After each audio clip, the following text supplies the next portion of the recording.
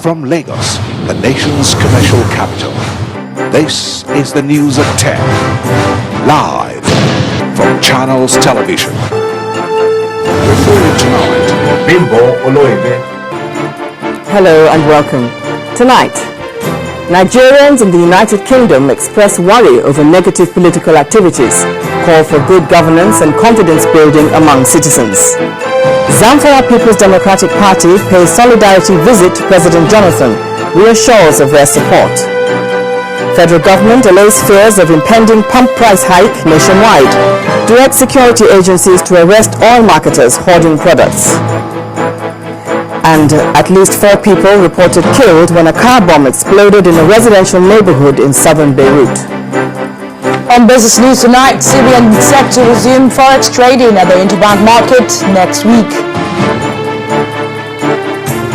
And on sports news tonight, despite missing out on the FIBA World Championships, Nigeria is still rated the second best basketball playing nation on the continent. And from Abuja, average scorecard for the president as Nigerians task him on doing more.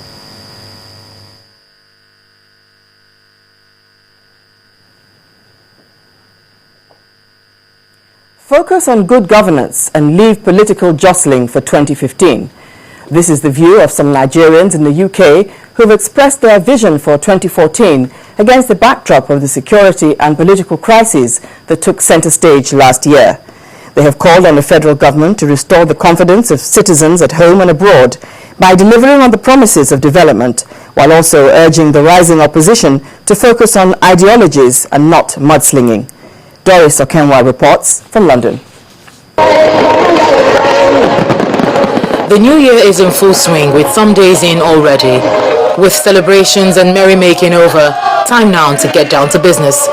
For some Nigerians in the UK, insecurity, political wranglings, inequality, corruption and infrastructural deficits were some major challenges that stood out in Nigeria in the last year.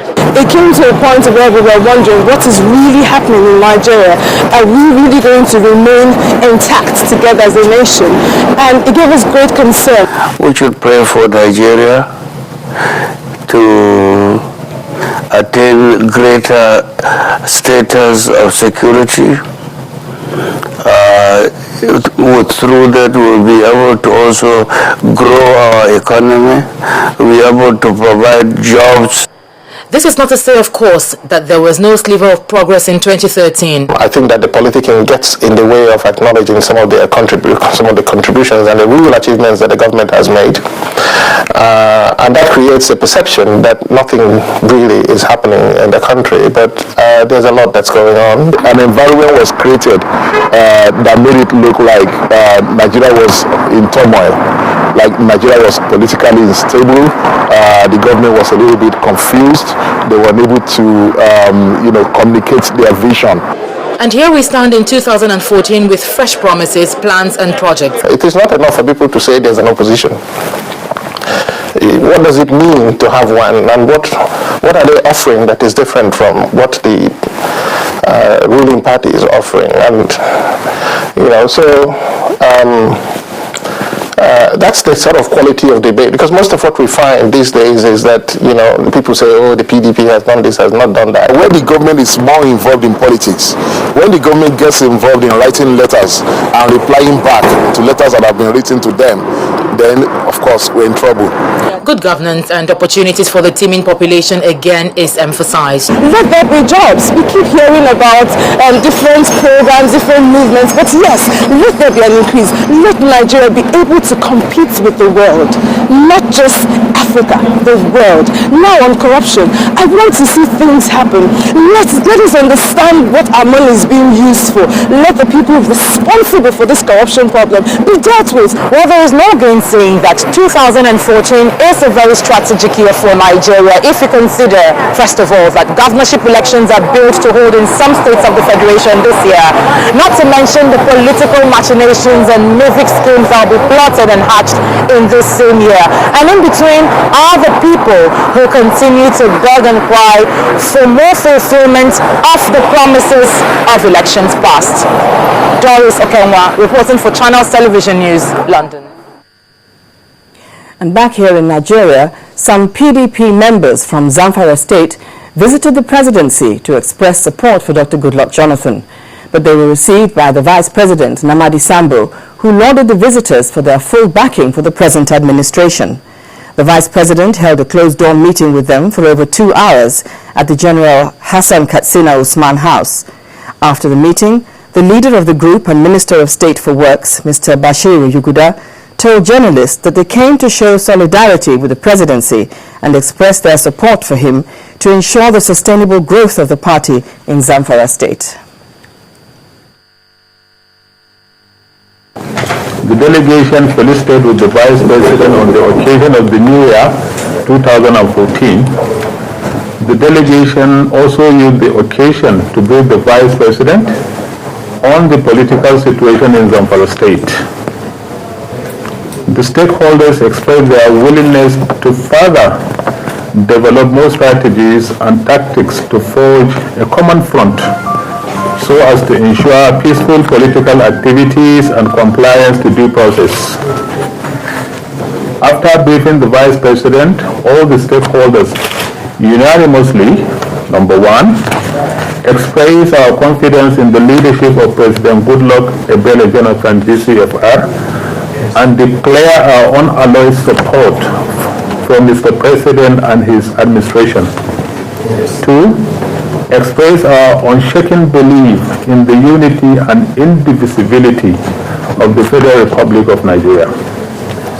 Three, reiterate our total support and loyalty to the People's Democratic Party and the National Working Committee, that's NWC.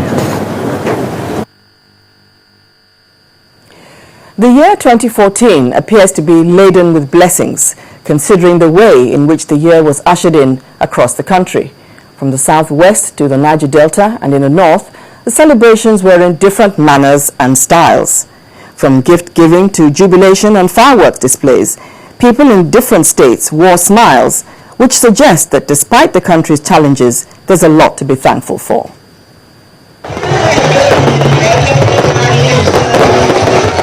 That was how the new year was ushered in Osun State, southwest Nigeria.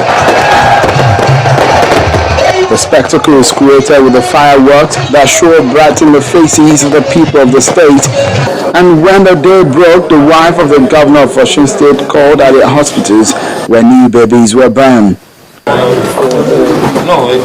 Lucky babies they are as they spend their first day in life getting gifts.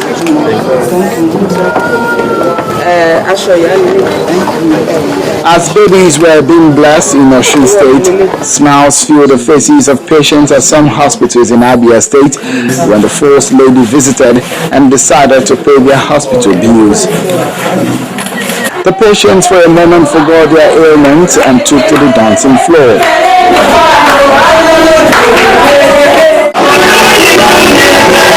Dancing and songs of thanksgiving held sway in Yenagua, the capital of Bayelsa State, an activity led by the state governor and his wife, a show of appreciation to God for the blessing of another year. I want to assure them that year 2014 is going to be more productive. It will be more prosperous. Few kilometers away at the government house in Port Harcourt, the River State capital, Governor Rotimi Amechi gave his New Year speech to reassure his people of more service to them in the new year. We believe that we owe you a debt of service and a secured future as we usher in this brand and beautiful new year. We trust that working together we will achieve the Eldorado that we all desire that our state will become. Despite the security situation in Yobe State, the governor still presented the budget. The policy track of the 2014 budget is to avail us the opportunity to continue to implement our numerous strategies as initiated in our policies and programs for enhancing multi-sectoral development and facilitating the socio-economic transformation of the state.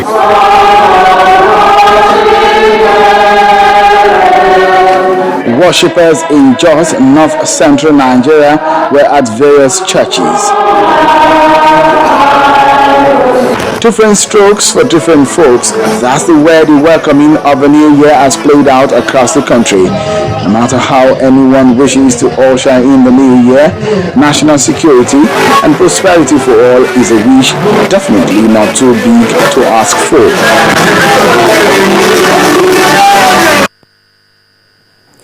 Well, we'll be assessing the presidency in 2013 in more detail during the course of the bulletin. Fears that the federal government may increase the pump price of petrol were today dismissed by the Federal Ministry of Petroleum Resources. These fears and rumors surrounding it has in recent times led to some marketers hoarding the product. The Ministry of Petroleum Resources is appealing to oil marketers to refrain from hoarding petroleum products, just as it's also appealing to members of the public to refrain from panic buying.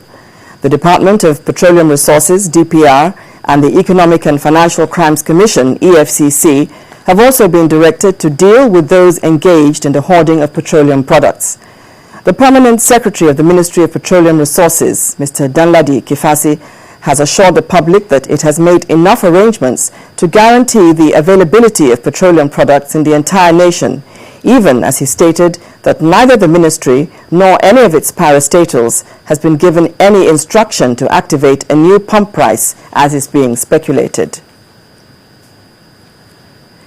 In the meantime, the director of the Department of Petroleum Resources, Mr. George Osahon, says already 2 oil marketers have been arrested for hoarding. He warned that more people would go behind bars if they continue to engage in hoarding. Mr. Osahon gave the assurance of the availability of products at government-regulated prices. From the information available to us, the government does not intend to increase the price of petroleum products, at least definitely not now.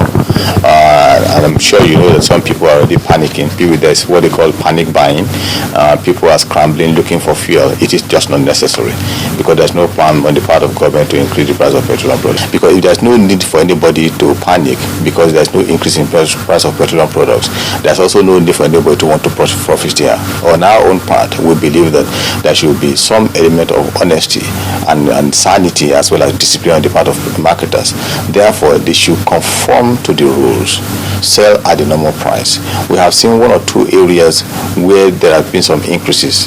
For example, in Enugu, we know they're selling at just a small increase of 100 naira, but at the same time, there's no reason to do that. In some outskirts of Ebonyi State, we hear some people are selling for about 115. Our people are out there already, and I can assure you that 1 or 2 people that have been arrested, they will be dealt with in accordance with the law.